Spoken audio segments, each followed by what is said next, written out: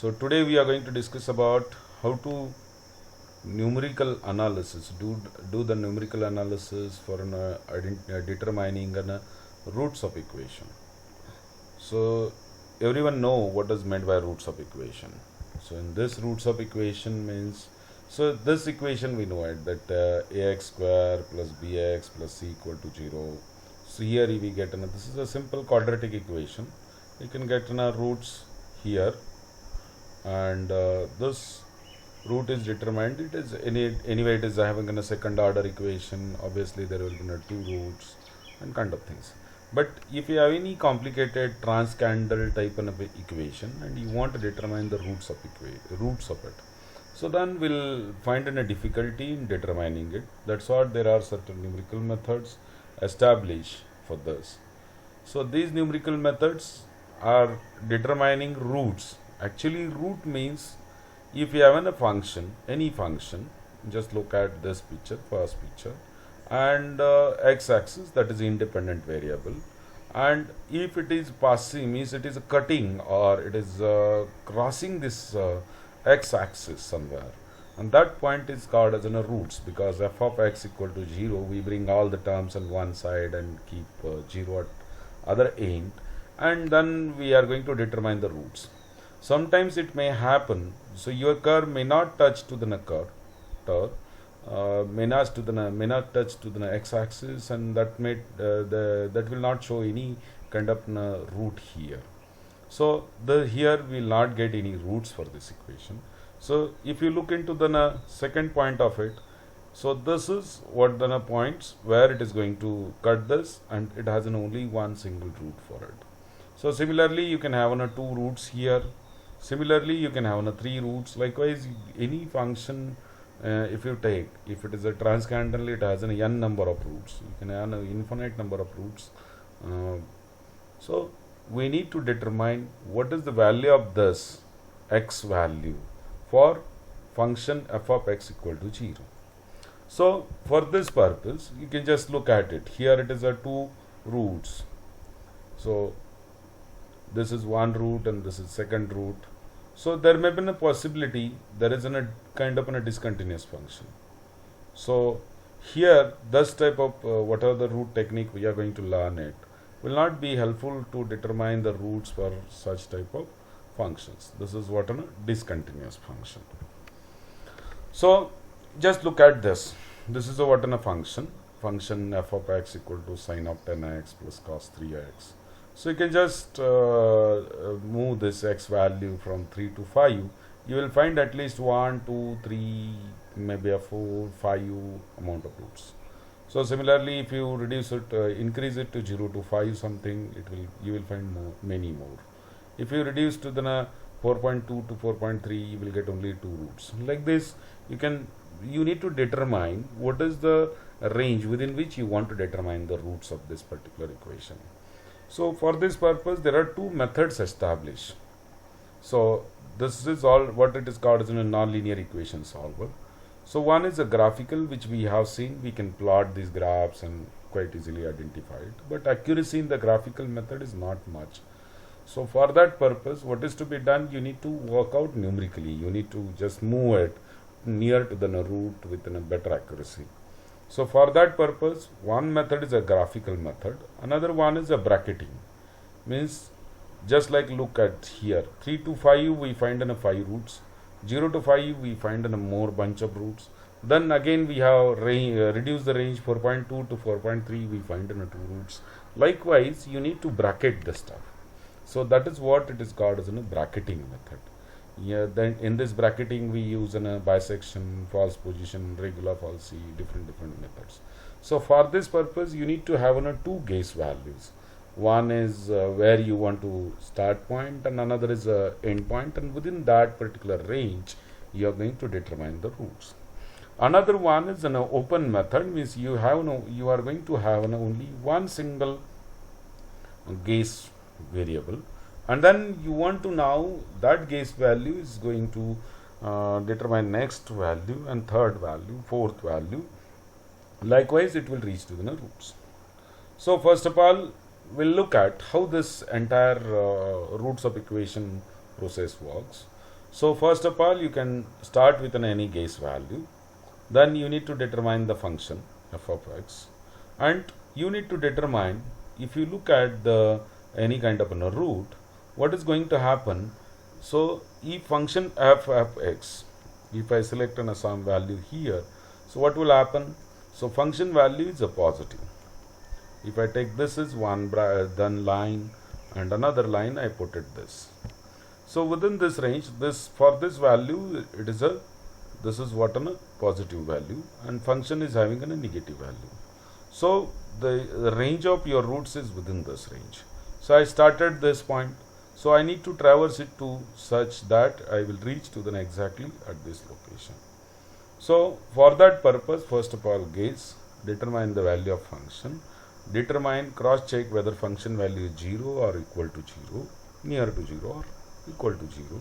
Then set, you need to set in a certain formula for it to determine what is the next step of action. So once I decided I have to have a root, I have started with this point, I want to determine this next root, means I will now take an average of these two and I will have one more line here like this. I can have an average of these two and I will determine the roots for this. This is my next root value. I can have a larger line so that you can identify. Then after that again you take an determine the whether it is this value is a positive function value or negative.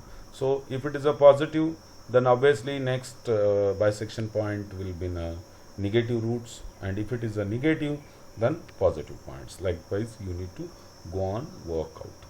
So this is nothing but a formula. This is what the way I told you bisection. Similarly, you can have any kind of a formula, that doesn't matter. Only the formula is different. You may be using a bisection, false regular, or any kind of method. Then you need to repeat this process till you will get an appropriate accuracy or exact value of the root.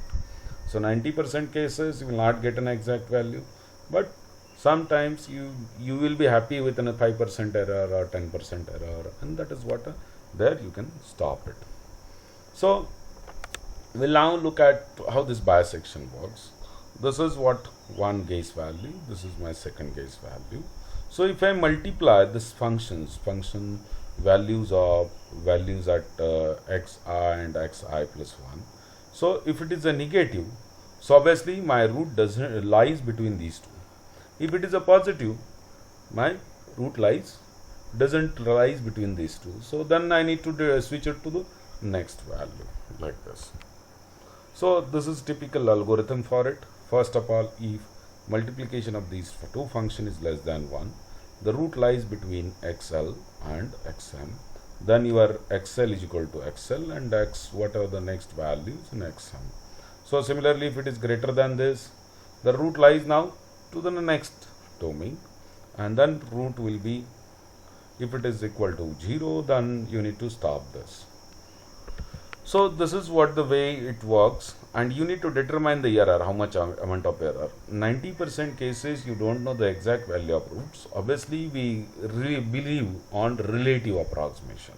Relative means we done a calculation for a particular iteration. Next iteration we got another value, that is a old value and new value, and you taken a difference of this, and we determine with respect to this ratio. So new value minus old value divided by this, and we are determining absolute of this, multiply with 100. This is what called as a relative error. Means we don't know the exact value of the root. That's what we are determining, how much amount of progress it has done, and that is what it told by relative approximation. So this is what a typical algorithm for bisection method. You need to have an input function and its limits. Repeat step 3 and 4 maybe 100 times or any more number of times, depends on this. X, this is what a formula for bisection to determine next root value. If f of x is less than 0, a is equal to x, else b equal to s, like this you can go on, display x, repeat this to 7 to 8 times, and error will be determined this. Store this error in certain array, plot the error, and kind of things you can further do it. So this is what in a typical way you can work out. Now we'll look at the MATLAB how to do this. So I'll just make it small. Okay.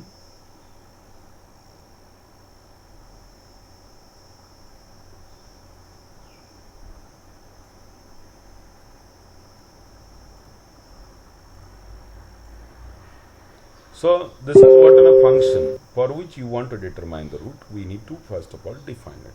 So last time we seen how to define the function. So we have directly seen in a function as in a separate file. So here we are going to define the function for particular inline function, we can say, and that inline function is we are going to define it. Before that I will write determining the roots of equation by bisection method. Then I'll write an entire algorithm. I can just copy down this algorithm from this, so that this information will be stored somewhere for us. One more thing I will tell you today. This is very interesting feature of the MATLAB. So I'll now comment this. I can directly press the Ctrl R. I will get the comment of this. This is the entire algorithm for this. So then we'll move towards next part. First of all, we need to have an inputs for this. Inputs means I need to define the function. I'll write define the function. Then I need to have another input, define range or bisection points, bisections, like this. So to define the function, there is a method called as an inline function. The name of the function is, first of all, it is written yav. @ symbol is used to define what is the variable for which you are going to define the function. I am going to have an x as an one independent variable, and in bracket you need to write this @ of x. Then next you can write the function 3 of x minus cos of x minus 1. So this is what, instead of writing in a complete file for the function, you can write the function directly into a single line. Okay, this is what the way we define the function. Next is you are going to have an a value as an 0 point, b value as an 2.2, and then you are going to determine this p value, that is a next value of the iteration, plus a by b, which is equal to a plus b divided by 2. Then you want to do an iteration for this. So obviously to do this iteration we need a for loop. So I'll now copy down this entire loop. Then I will say it is a logic for bisection. In this bisection, you can just look at it. We are going for 100 kind of an iterations. You are going to determine C as an one root for it. So which is nothing but this a by b and kind of things. And then you are going to determine the value of C a by b divided by 2. Then you are going to determine the error between this, how much amount of error is there. If condition we are using, if value of the function of the C is a greater than 0, then your b is equal to C, and you are going to determine a next value. Okay, so this is what the way you can do an iterations. You can now last point is to plot this. I can now have a plotting function here. I will now say here it is a results and interpretation.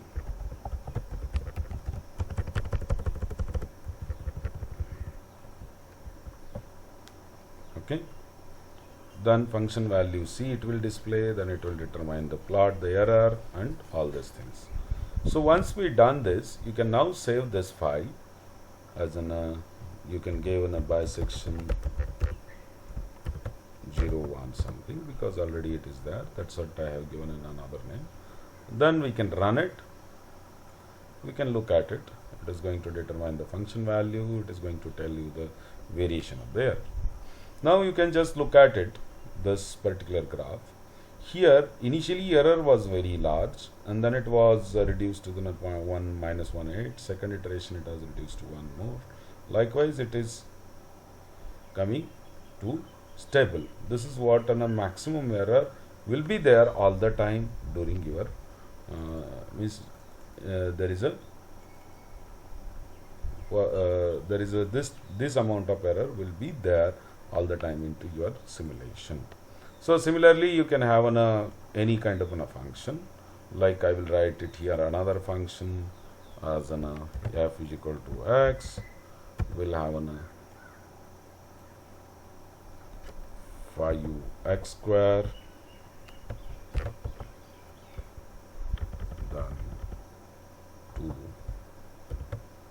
2x, sorry, 5x square plus, and now instead of 5x square I'll write x plus 6x, 5 plus, I'll say it is a 5, because this roots we can quite easily determine using the quadratic equation, and 6 into 2 into 3 it becomes 6. So I'll write it here, and I will now, because we have defined two functions, so obviously it will take this function for an operation. So we'll now determine the root. Okay, it is having some error in the expression. I need to just put up on a multiplication symbol. You can see here function value is in a 6, and function value at root is this. Root is 1.7 something, and this is what the way you can determine the roots using a bisection technique. So next part is once we learn this bisection, now next part comes up on how to determine the roots using a Newton-Raphson. This is one method I told. Similarly, only in this technique here formula changes in other cases. So c is equal to a plus b by 2. So you can determine any other formula and you can go on progressing it. So next part is in a Newton-Raphson method. In Newton-Raphson we are using only one single Gauss value, and it is going to determine next iterative value. So how to determine it means, this is what a blue color line indicates in a function. This is the root where you want to reach it to this, and you know the Gauss value is here xi, and you have determined the function here, and you will now determine the slope of this. Slope means you are going to have a tangent of it. So if I extend the tangent, it will go and hit to the x-axis at xi plus 1. Now this is my next iterative value. So this is my old value and this is my new value, and I can go on doing this iteratively. I can now again determine the function, determine the roots of this. This is what the way you can do it. I will now have this, then I will determine a tangent of it. I will get faster, and this is my second iterative value. Likewise I can go ahead. So for this purpose, this is nothing but a formula through which we are going to apply it. So this is what a complete derivation of the formula. So derive this, you can have an alpha angle, and you can AB by AC and kind of things you can work out, and you will get a formula for this. So same way you can now use this technique for determining roots of this. Sorry.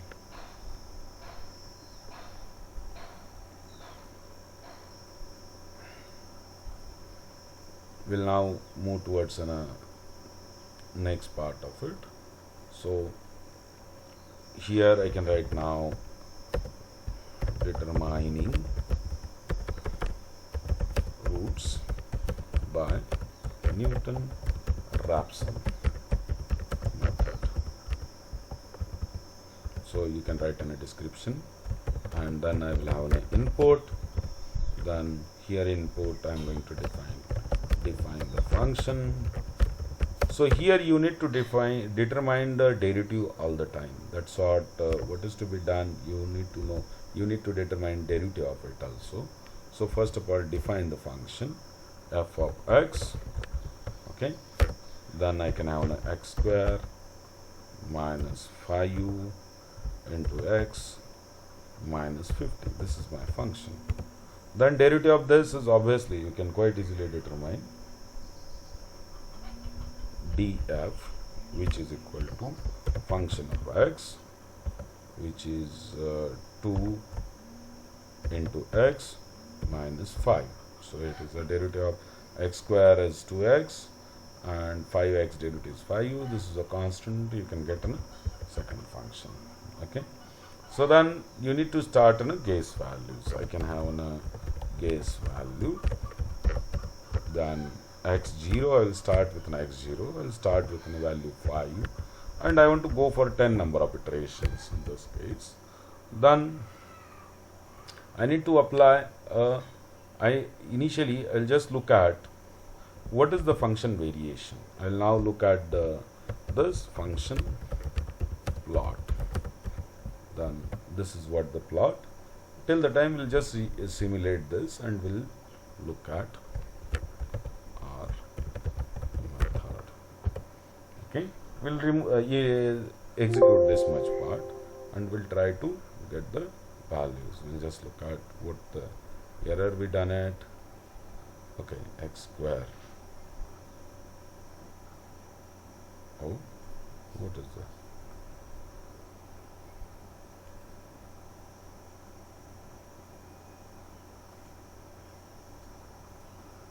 X square.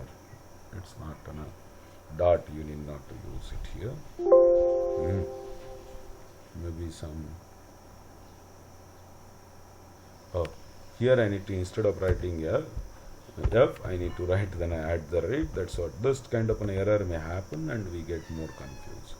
Okay. Okay. So here it is showing some error, y is equal to f of x. So here it is showing that is a power.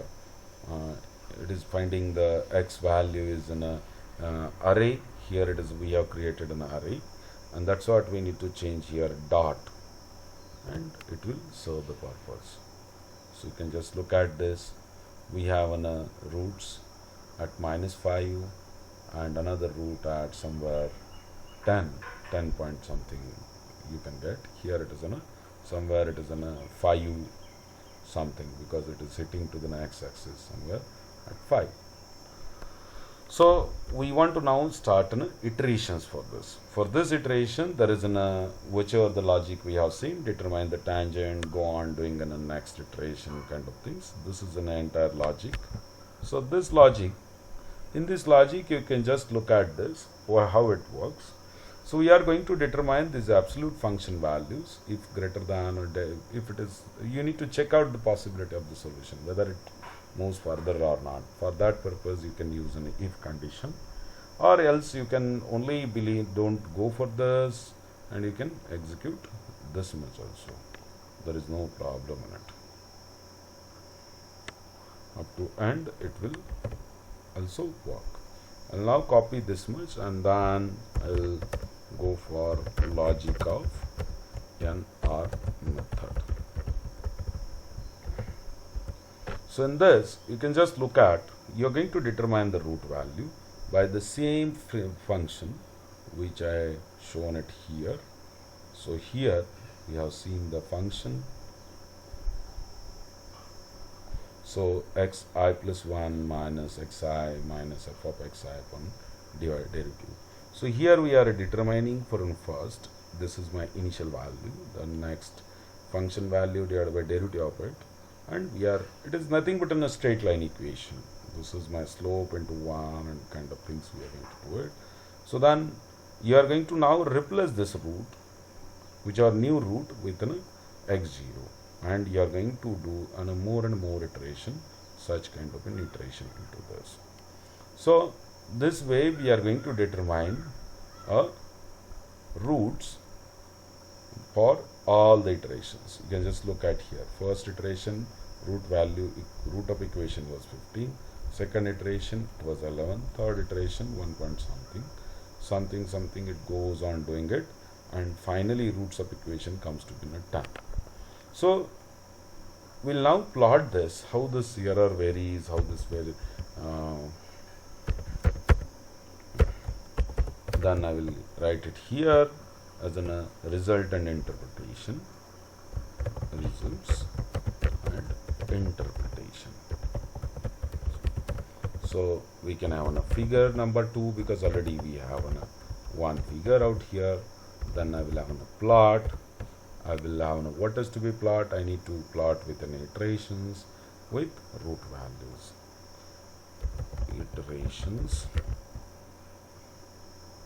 Iteration. Then I will have a root underscore 1. Then x label. I can have a number of iterations. Then y label. Then value of the root.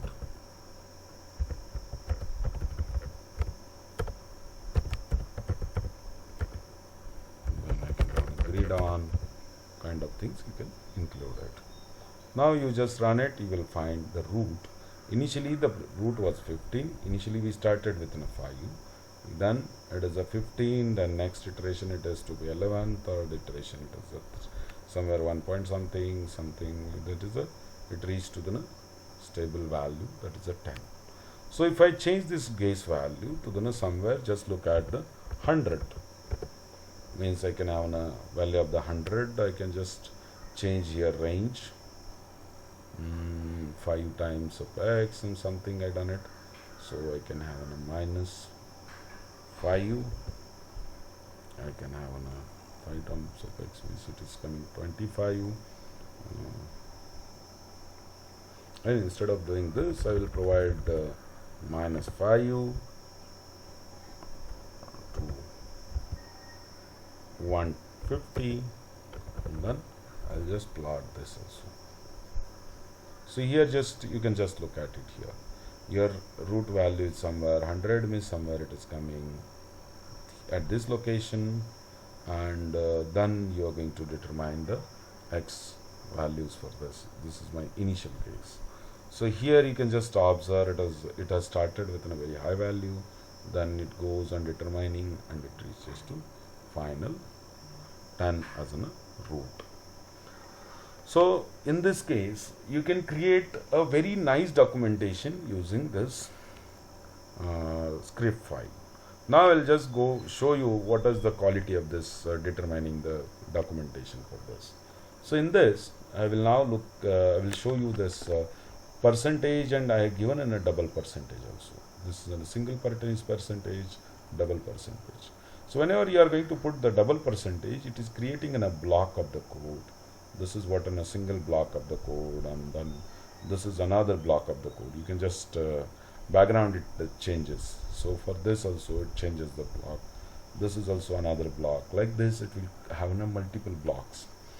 So whenever you are going to have a double percentage, first double percentage defaultly it considers as a title of your document, and from second onward it will create an index of it.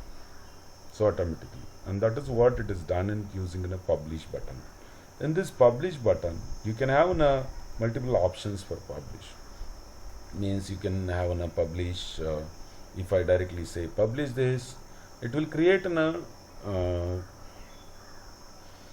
document in HTML format or in web format, and it will include all the figures, all the results into a single document. It will create one single file for you. And very interestingly, I can tell you can convert that into the PDF or anything. So whenever you are going to create any documentation, if you write the code in an appropriate manner, it will help you to create directly documents. You need not to worry about the documentation even. So you can just look at here. It has created in a determining roots of equation. Here it is in a first, which are the percentage symbol, and after that, this is taking in a title of your document. then it is automatically creating a hyperlinks for this. Okay, then it is input is defining the function, then guess function of the plot, then it is plotting. Wherever it is you are going to execute that step by step, it is showing the results continuously. So this is what nothing but a beautifulness of this. So even along with this, we can include some equations, you can include images or anything. So there are certain places where you can just look at here. So I want to now write in a document for this. We'll just look at this point, this another document. So I'll just close down this. For by section I have written so many things. That's what I'll write. I'll use this file.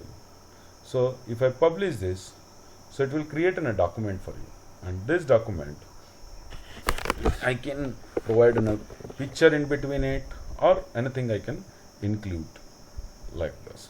Okay. So here you want to include an equation, that also you can do it. Now I will write one equation here. So here, if you are going to include an equation, display LaTeX language. So in this LaTeX, what it happens, you can have an equations directly. I can publish, it will show you the equation directly onto this. You can just look at this equation, it will convert into this, and you can see this equation is here. If you want to create bullets for it, bullet points, I want to have one of these all should be bullet points. I can now bulleted list. I can now insert, I'll just copy down this atom 1 here, then this is my atom 2, then this is my atom 3, then similarly I can have an atom 4, then I can have an atom 5, then 6, 7, then 8, then 9,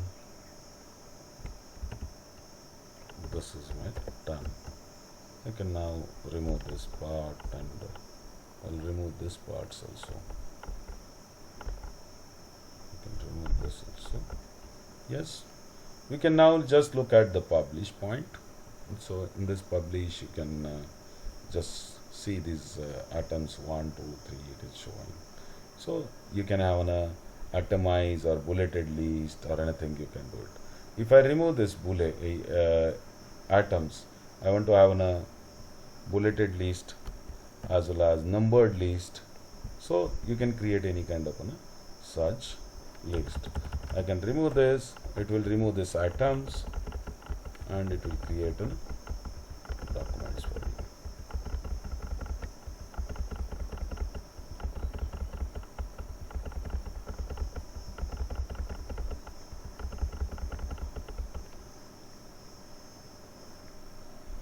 This is what a beautiful thing about this MATLAB scripting.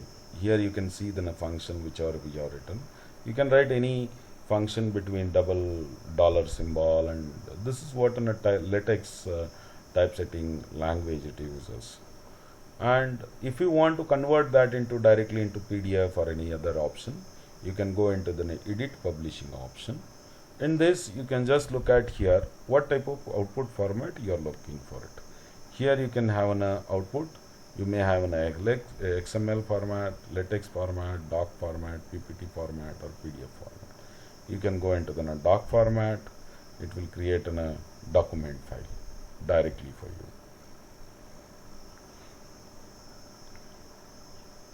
And this document file you can convert into either PDF, or directly it can convert into PDF also. There is no harm in it. So even it will help you to create directly PPTs out of it.